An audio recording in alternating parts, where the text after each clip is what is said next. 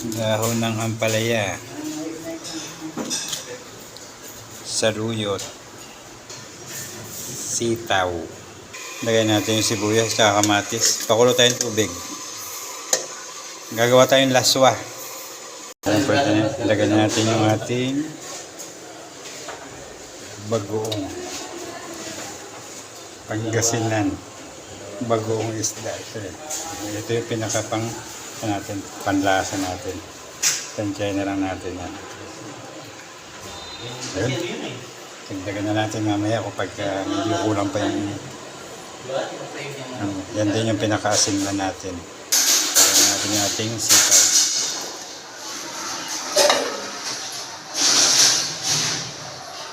Saka yung ating saluyot. Yan. Okay. Yan na muna natin sa kumulo. Bango. Bango nga eh. Yan talagang mga masustansya na luto.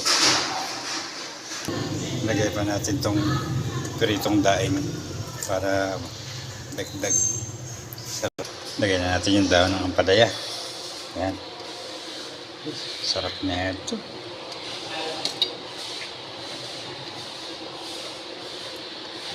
Paggulo niya, luto na yan. Yun. Luto na po ang ating laswa ala dinengdeng. Oh, sarap. Oh. Kaya na po. Sige, salamat po sa Diyos sa panonood. Kaya na po siya. Kain na na.